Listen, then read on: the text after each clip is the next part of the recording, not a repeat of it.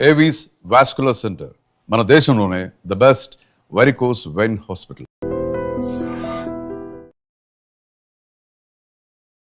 Welcome to I dream. ఏ దేశమేగినా ఎందుకాలడినా పొగడరా నీ జాతి భూమి భారతిని అని ఇప్పటి వరకు పొగుడుతూ వచ్చాం. కానీ పాశ్చాత్య దేశాల్లో మన మనుగడకే ప్రశ్నలు వర్షాలు కురిపించే ఎంతో మంది నాయకులు దిక్కుతోచని సందర్భాల్లో ఎక్స్టింక్షన్ అయిన H1లు ఇండియా వచ్చి వాటిల్ని మళ్ళీ అప్డేట్ చేసుకోవడానికి ఎన్నో సందిగ్ధ పరిస్థితుల్ని సమస్యల్ని ఎదుర్కొంటున్న భారతీయులకి ఈరోజు ఆ సమస్యల నుంచి పరిష్కారాల దారి చూపే ఒక ఇంటర్నేషనల్ అడ్వకేట్తో మీ క్వశ్చన్స్కి నేను సమాధానాలు అడిగి తెలుసుకోబోతున్నాను. లెట్స్ వెల్కమ్ కావేటి శ్రీనివాస్ గారు. నమస్తే సార్. నమస్కారం. Sir, you have an international exposure and you've worked in New York and you own offices in New York, New Jersey, London, Australia, you name it, you have offices.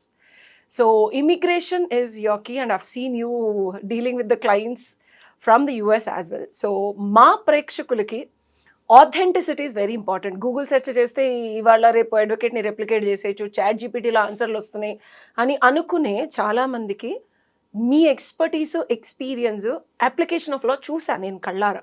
So అది మా ప్రేక్షకులకు కూడా చూపించాలనుకుంటున్నాను. Biggest question ఏంటంటే sir, H1 extension ఏదో కష్టపడి చేసుకుంటున్నారు, companies చేస్తున్నాయి, ఇండియా వచ్చి మళ్ళీ మనం రీస్టాంపింగ్ చేసుకొని వెళ్ళాలి. కానీ సోషల్ మీడియాలో వీళ్ళు ఏమేమి పెడుతున్నారు అనేది కూడా ఒక చెక్ లిస్ట్లో భాగమయ్యి మొన్న నాకు తెలిసిన ఒక వాళ్ళకి అవ్వకుండా వెళ్ళిపోయాడు. సో దీని గురించి H1 అసలు రీక్రియేట్ చేసుకొని మళ్ళీ మనం రీస్టాంపింగ్ చేసుకోవడానికి ఇండియా రావాలా, మళ్ళీ ఇండియా వస్తే ఇరుక్కుపోతామా, ఇండియాలోనే రీస్టాంపింగ్ చేయించుకోవాలా, యూఎస్లో చేయించుకోకూడదా అనేది ప్రశ్నలు సార్. మీరు అడిగిన క్వశ్చన్స్ అన్ని లెజిటిమేట్ క్వశ్చన్స్. ఇప్పుడు అందరు కూడా ఇవే ప్రాబ్లమ్స్ ఫేస్ అవుతున్నారు. ఫస్ట్ ఆఫ్ ఆల్ కొంచెం బ్యాక్గ్రౌండ్ మాట్లాడాలి. ఇంతకుముందు గతంలో ఏంటంటే ఫస్ట్ టైం H1 చేసుకొని వచ్చిన తర్వాత అమెరికాలోనే రీవాలిడేషన్ అనే ప్రొసీజర్ పెట్టారు. అంటే వాషింగ్టన్ డీసీకి మీరు పాస్పోర్ట్ పంపిస్తే మళ్ళీ అదే H1 స్టాంపింగ్ అయ్యి వెనక్కి వచ్చేది. దాన్ని అబాలిష్ చేశారు. ఎప్పుడు చేశారంటే సెప్టెంబర్ ఇన్సిడెంట్ అయిన తర్వాత ఆ సిస్టమ్ని అబాలిష్ చేశారు. ఎందుకంటే because they wanted to see మీరు ఏదైనా క్రైమ్లో ఉన్నారా లేకపోతే మీరు వాంటెడా అలాంటివి తెలుసుకోవడానికి వాళ్ళంతా రీవ్యాంప్ చేశారు. సో నౌ ద సిస్టమ్ ఏంటంటే మళ్ళీ ఆ రివాలిడేషన్ సిస్టమ్ ఇంట్రడ్యూస్ చేశారు, మళ్ళీ తీసేశారు. ఇప్పుడు ఏంటంటే ఫర్ ఎగ్జాంపుల్ మీరు ఒకసారి H1B మీద వచ్చిన తర్వాత యూఎస్కి H1B స్టాంపింగ్ ఎందుకు చేసుకుంటారు, అసలు ఎందుకు చేసుకోవాలి? ద ఫస్ట్ క్వశ్చన్ ఈజ్ ఎందుకు చేసుకోవాలంటే మీరు రైట్ టు ట్రావెల్ అనేది ఉంటుంది. For example if you want to leave to another country, for example you want to go for holiday or you want to travel. For example చాలామంది H1B employees అమెరికాలో పనిచేస్తుంటారు, వాళ్ళ clients కెనడాలో ఉంటారు. But they have to go to Canada and come back. You can, when you're going to Canada, you have to take a Canadian visa. మళ్ళీ వెనక్కు రావాలంటే మీకు H1B stamping ఉండాలి. So that allows you to come back in to US. అందుకనే ఎంచుకుంటారు H1. అంటే ఎందుకు ఎంచుకుంటారంటే it allows you to travel back and forth multiple times. That is the reason why people come back to get H1B stamping. అంటే వాళ్ళకైనా వాళ్ళ wife చిల్డ్రన్కైనా కూడా husband చిల్డ్రన్కైనా కూడా ఎందుకు ఎంచుకుంటారు visa? First of all we have to understand visa అంటే ఏమిటి. Visa అంటే it's a label which is printed on the passport given by the department of state. H1B ఎవరు ఇస్తారు? ఇమిగ్రేషన్ డిపార్ట్మెంట్ ఇస్తుంది. వీసా ఎవరు ఇస్తారు? డిపార్ట్మెంట్ ఆఫ్ స్టేట్ ఇస్తారు. Homeland security కాదు, డిపార్ట్మెంట్ ఆఫ్ హోమ్లాండ్ సెక్యూరిటీ వాళ్ళే H1B ఇస్తారు మీకు. ఆ వీసా H1B స్టాంపింగ్ కోసము మీరు బయటకు వచ్చి ఇండియాకి వచ్చిన తర్వాత కౌన్సిలేట్ వాళ్ళు ఇమిగ్రేషన్ కింద రారు, వాళ్ళు డిపార్ట్మెంట్ ఆఫ్ స్టేట్ కింద వస్తారు. అంటే ఇప్పుడు మన దేశంలో ఫారిన్ అఫైర్స్ ఎలా ఉంటుందో అలాగే డిపార్ట్మెంట్ ఆఫ్ స్టేట్ అనేది సపరేట్ స్టేట్ డిపార్ట్మెంట్, అది దాని కింద కౌన్సిలర్ అఫైర్స్ వస్తారు, వాళ్ళు వేస్తారు మీకు స్టాంపింగ్. అంటే ఇక్కడ ఏమవుతుంది, the sovereign which is H1B homeland security వాళ్ళు మీకు వీసా అప్రూవ్ చేస్తే డిపార్ట్మెంట్ ఆఫ్ స్టేట్ వాడు మీకు స్టాంపింగ్ అయ్యట్లేదు.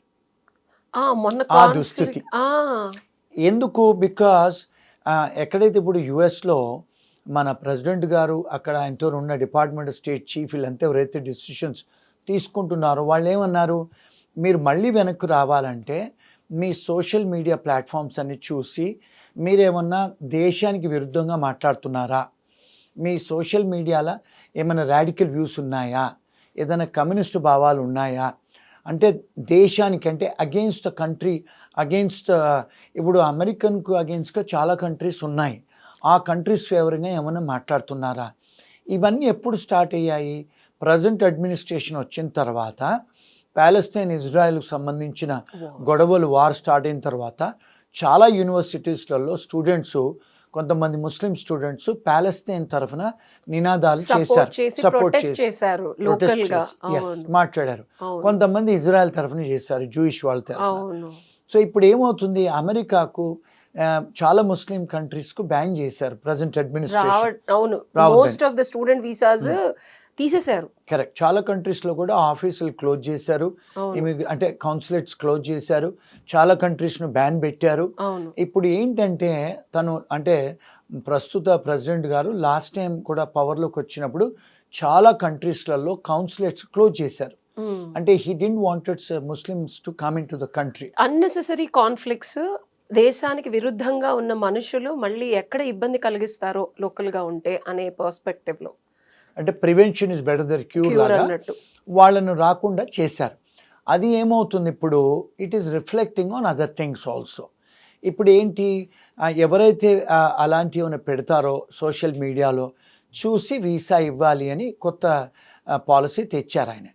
సో ఇప్పుడు ఏమవుతుంది, క్వశ్చన్ అడుగుతాను సార్, ఇక్కడ మనకి ఫండమెంటల్ రైట్స్ ఉంటాయి. ఎందుకంటే మన కాన్స్టిట్యూషన్లో నేను చదివినప్పుడు అమెరికా నుంచి బిగ్గెస్ట్ బేస్ తీసుకుందే అమెరికన్ ఫ్రీడమ్ గురించి, వీటి గురించి మనం ఎక్కువ తీసుకున్నాం.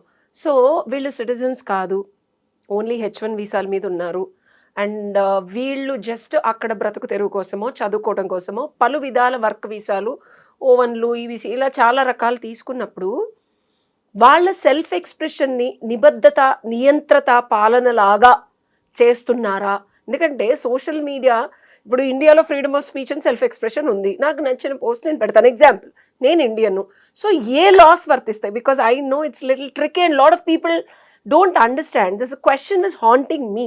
ఎందుకంటే నా సోషల్ మీడియాలో ఎస్ డెఫినెట్గా ఒకవేళ నేను నా దేశానికి చెందిన అమ్మాయినైతే నాకు ఆ దేశభక్తి భావం ఉండటం తప్ప, ఒకవేళ ఉంటే అది నేను పరాయి దేశంలో నేను ఒక డబ్బులు కట్టి ఒక యూనివర్సిటీలో ధనార్జన కోసమో జ్ఞానార్జన కోసమో వెళితే దాన్ని బేస్ చేసుకొని ఎలాగా, I want to know the law. Excellent question, excellent question. So freedom of expression అనేది మన రాజ్యాంగం ఇండియాలో ఇచ్చారు. అమెరికన్ యుఎస్ కాన్స్టిట్యూషన్ కూడా ఫ్రీడమ్ ఆఫ్ ఎక్స్ప్రెషన్ ఉంది. ఎస్, ఫ్రీడమ్ ఆఫ్ ఎక్స్ప్రెషన్ ఉంది, కాదనట్లేదు. సో కానీ there are certain checks and balances. Checks and balances ఏంటి, ఇప్పుడు నాకు ఫ్రీడమ్ ఆఫ్ ఎక్స్ప్రెషన్ ఉంది కదా అని చెప్పి వేరే వాళ్ళ ప్రైవసీ ఇన్ఫ్లుయెన్స్ చేయడానికి లేదు కదా. ఇక్కడ సోషల్ మీడియా ప్లాట్ఫామ్స్లో మై ప్రిసైజ్ క్వశ్చన్ సార్, దేశద్రోహులు దేశంలో ఒక రకమైన ప్రొటెస్టింగ్ తీసుకొచ్చే సోషల్ మీడియా పోస్టుల్ని ఎలా స్క్రూటినీ చేస్తారు? I can also post like republic day India, నేను నా దేశాన్ని, నా దేశభక్తిని నేను డ్రెస్ చేసుకొని చాటి చెప్తా. Is that a scrutiny point, or how they are looking at this social media activism against US government? Okay, excellent question. చాలామంది సివిల్ రైట్స్ యాక్టివిస్ట్స్ ఏమంటున్నారంటే, ఫ్రీడమ్ ఆఫ్ ఎక్స్ప్రెషన్ మాకు ఉంది కదా, మా మా మా వ్యూ పాయింట్స్ మేము పెట్టుకుంటున్నాం కదా, ఆ వ్యూ పాయింట్స్ మేము పెట్టుకున్నప్పుడు ఇప్పుడు మనను ఎవరైతే స్టూడెంట్స్ అమెరికాకు వస్తారో వీళ్ళందరూ నాన్ ఇమిగ్రెంట్ స్టూడెంట్స్ అంటారు, అండ్ ఎవరైతే H1B వస్తారో వాళ్ళని కూడా నాన్ ఇమిగ్రెంట్ వర్కర్స్ అంటారు. ఈవెన్ పర్మనెంట్ రెసిడెంట్స్ కూడా వాళ్ళని ఏమంటారంటే వాళ్ళకు పర్మనెంట్ రెసిడెంట్స్ అంటారు, వాళ్ళను ఏలియన్స్ అంటారు. రెసిడెంట్ ఏలియన్, గ్రీన్ కార్డ్ మీద రెసిడెంట్ ఏలియన్ అని రాసి ఉంటది. రెసిడెంట్ ఏలియన్ అంటే ఏంది? ఏలియన్ అంటే పరదేశీ, అంటే you have a right to live in that country but you are a resident alien, you are a foreigner. మరి మీకు కొంతవరకే అర్హతలు ఉంటాయి, because you are not a US citizen. అక్కడ న్యాచురలైజ్ సిటిజనో లేకపోతే బర్త్ రైట్ సిటిజను కాదు మీరు. సో మీకు అక్కడ మీ ఇండియన్ పాస్పోర్ట్ ఉంటుంది, ఫారెన్ పాస్పోర్ట్ ఉంటుంది, కానీ we have given you permission to live, to have a domicile in our country for ever. Resident alien forever. You can stay. But do you have a right to get into politics or vote? The answer is no. Can you work for the American government? The answer is no. Can you become a teacher in America? The answer is no. There are many restrictions because you're only a resident alien. You're not an American. So వాళ్ళు ఏం చేస్తున్నారు, కట్టుదిట్టాలు పెట్టారు. ఇప్పుడు మీరు visitor ఇది వీసాలో next video చేద్దాం sir, ఎందుకంటే చాలా మందికి తెలియని విషయం ఇది. సిటిజన్షిప్ అయిపోతే చాలా ఒక పెద్ద ఊహలో ఉంటారు. సిటిజన్షిప్ తర్వాత పిఆర్, రెండిటికి డిఫరెన్స్, హక్కులు, అమెరికా వెళ్తే వరల్డ్ ఆఫ్ డ్రీమ్స్ ఏదైనా సాధించవచ్చు. But these are the reality which lot of people don't know. Will do this in the next video. Absolutely. Second ఏంటంటే, ఇప్పుడు అక్కడికి వచ్చిన తర్వాత మీరు ఒక నాన్ ఇమిగ్రెంట్ వర్కర్గా వస్తున్నారు, చదువుకోవడానికి వస్తున్నారు, ఉద్యోగం చేయడానికి వస్తున్నారు. మీకు మేము పర్మనెంట్ రెసిడెన్సీ ఇవ్వలేదు అంటే వాళ్ళనే, that's way they looking at. మరి అమెరికన్స్ మీకు సిటిజన్షిప్ ఇవ్వలేదు, రానేలేదు, మీరు you not part of the country, మీరు వేరే దేశస్తులు కదా. ఇప్పుడు for example Indians are coming as with an Indian passport, but you getting a 3 years or a 5 years of visa to come and do certain things. What is the meaning of visa? Which gives you it's a Allows license to you- enter. No. It's called a license to enter into America. To do what? To study.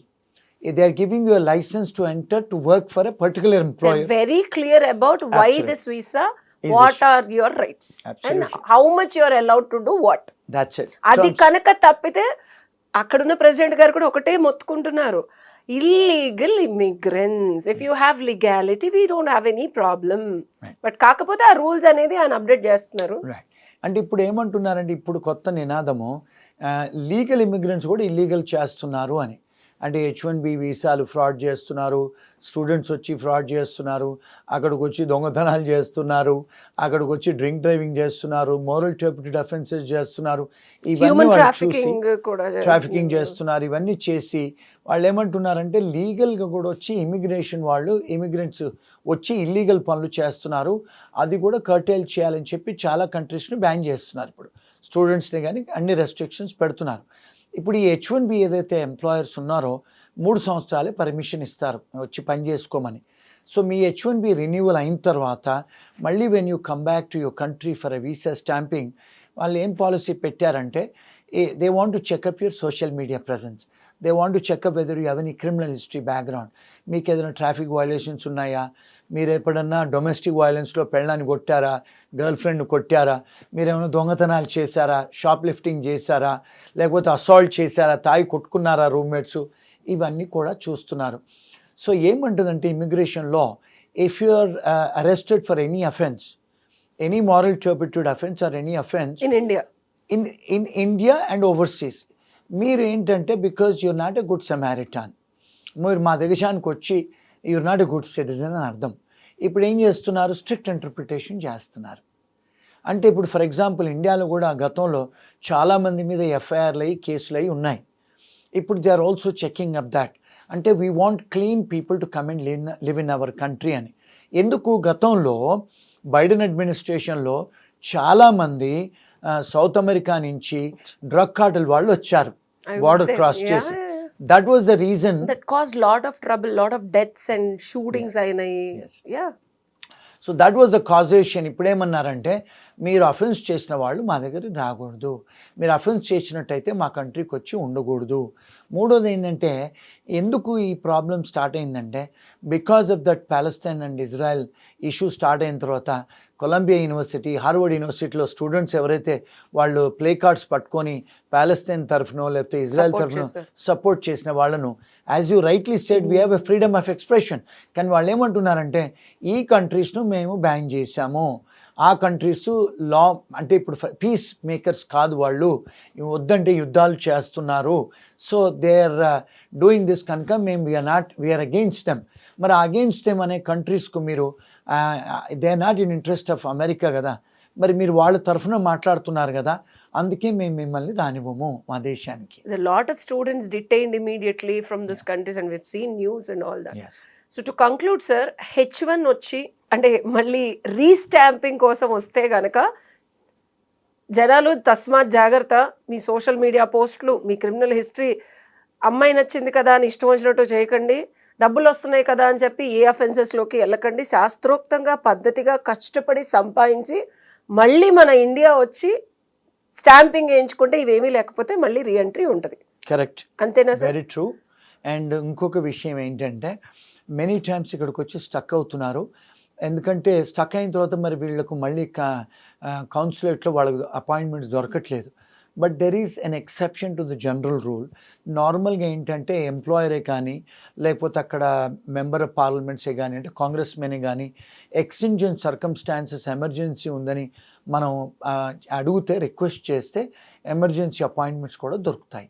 So guys చూసారు కదా, మీకు మరిన్ని questions ఏమన్నా ఉంటే కింద comments రూపంలో తెలపండి. తప్పకుండా కావేటి గారి పర్సనల్ టైం తీసుకొని మరి ఆయన ప్రపంచంలో ఎక్కడున్నా సరే I will make a Zoom call and make sure your problems have appropriate solutions from the best international advocate Kaveti Srinivas garu.